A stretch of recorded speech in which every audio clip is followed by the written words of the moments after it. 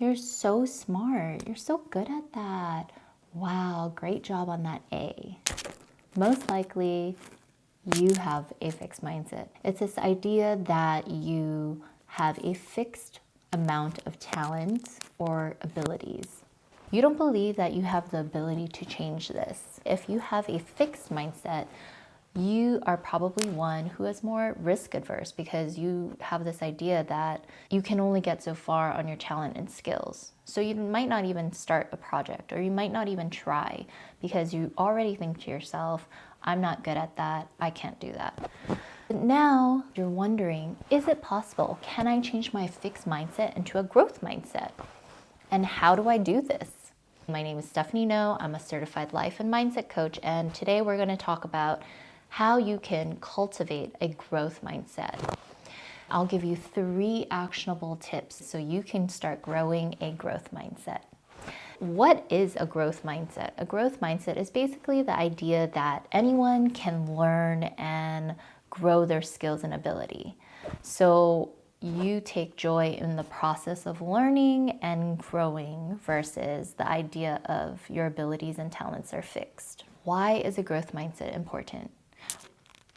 A growth mindset can help you up-level your life in every way, shape, or form, whether that's your work relationships, your business, your side hustle, friendships, anything you can possibly think of. Because when you have a fixed mindset, you take on this mentality of, I can't control that, it's beyond me. You're thinking that you are limited in what you have and can do because that is all you have. But a growth mindset thinks that, okay, I can always learn. There's a process and I might not be good at it right now, but I can learn how to do it. So adopting a growth mindset can just help you enjoy the path to achieving your next goal and just really appreciating the journey that you're on. Life is a very long journey. So if you're constantly in this fixed mindset, it's going to be really hard to enjoy the process. So let's get into the how of how to create a growth mindset. So tip number 1 is add a yet to every sentence. So this tip comes from Carol Dweck, and she's the author of Mindset. I highly suggest this book. She's also a professor at Stanford. And she talks about in her book this example of a class. It was pass-fail. Instead of giving a fail, the teacher would give a grade of not yet.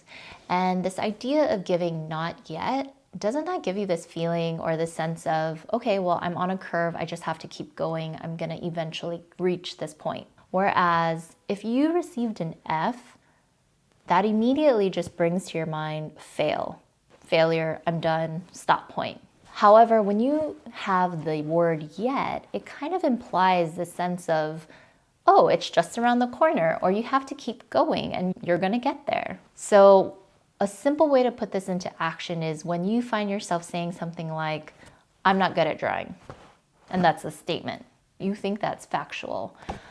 But if you just add a yet to the end of that sentence with, I'm not good at drawing yet, it just changes the entire narrative now.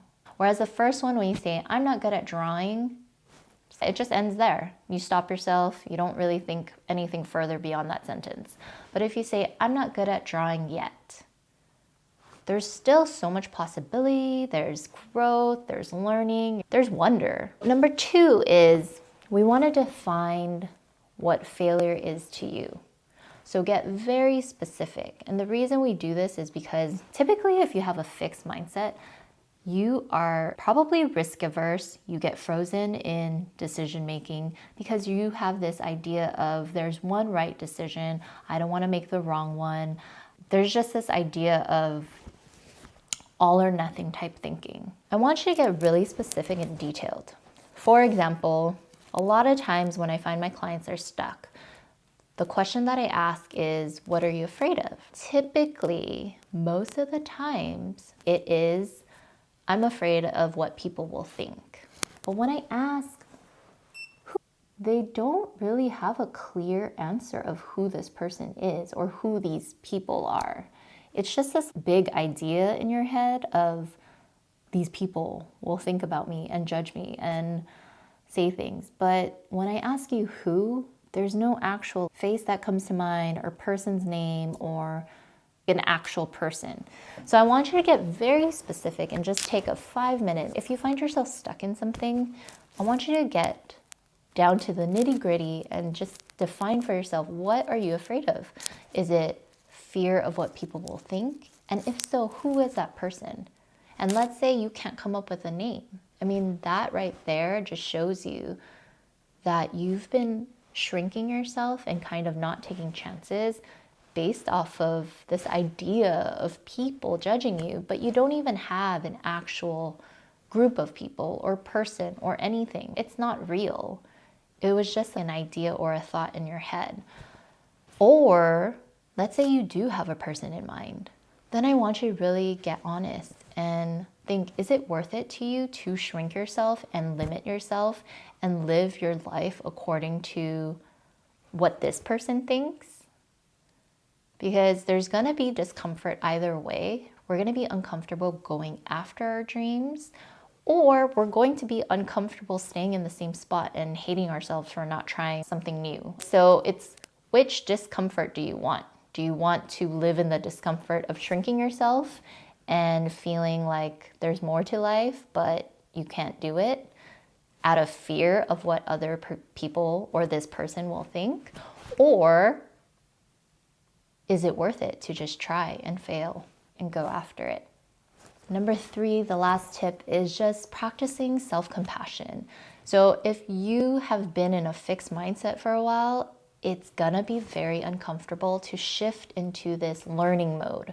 When you are in this fixed mindset, it's this very perfectionist, black or white type of thinking, all or nothing. And you hate making mistakes. You hate not being good at it. And you would rather just not start than start and be bad at it or make a mistake. But you're going to really have to be kind to yourself and show yourself some compassion. When you say things like, I suck, I mean, don't ignore it and don't play it down, acknowledge it. So if I said that in my head, then I would come back with, yeah, okay, I suck for now. I'm learning. And of course, this is a part of the process. I'm going to suck. I'm going to be bad at it. I don't know why we all think, it's kind of funny, as adults, we all think that when we start something new or when we're doing something, we should all of a sudden be experts or the best at it. And when we're not, it's so shocking and it's upsetting. But isn't it funny? Because if you saw a kindergartner trying to learn how to read for the first time and they're getting frustrated and they're like, I suck at this, I'm terrible at reading. Are you going to look at this kid and say, yeah, you are a terrible reader, you should just quit now? Probably not. I want you to really keep that in mind. Think about yourself as a 6-year-old or your niece or nephew, your cousin, whoever it is that you can envision as a child, and how you would talk to them. I want you to use that talk back to yourself. So the next time you want to say, you're terrible at this, I want you to say, yeah, for now, but I'm learning, and that's okay. This is all a part of the process, and that's the growth mindset happening.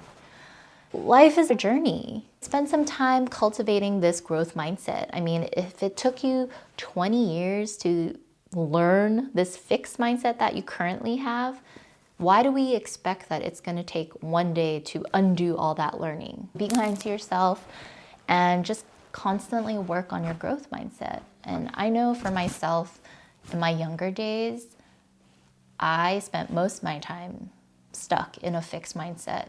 And I constantly doubted my abilities, and I always felt not good enough or didn't have enough. I didn't really put myself out there as much as I could have. And I just didn't even try. I stayed really safe and just kind of in a bubble and just kind of doing what I did, but I never really went for it. And I think what's worse than failing, and what's worse than failing in front of a lot of people, like on YouTube or social media, whatever it is, you know what's worse is living 30-something, 50-something, 60-something years of your life on the sideline, And then finding yourself constantly wondering, what if? What if I took that chance? What if I went on that trip? What if I just quit my job? What if I went after my dream? You don't want to wake up one day and be like, I wish I did more. I think the most interesting things happen when I really lean into the space of, let's just see where this goes. Let's just kind of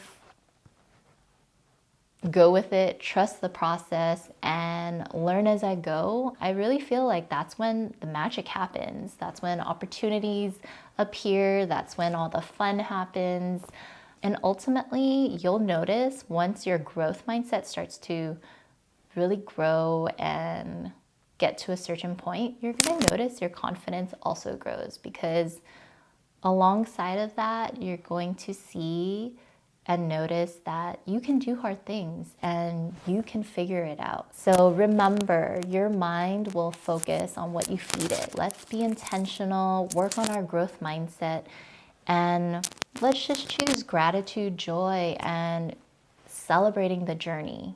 If you're working on something or working on a goal, I would love to help support you and celebrate your journey. So share with me in the comments. And if you found this content helpful, please like, share, and subscribe for more. Thanks. See you later. Bye.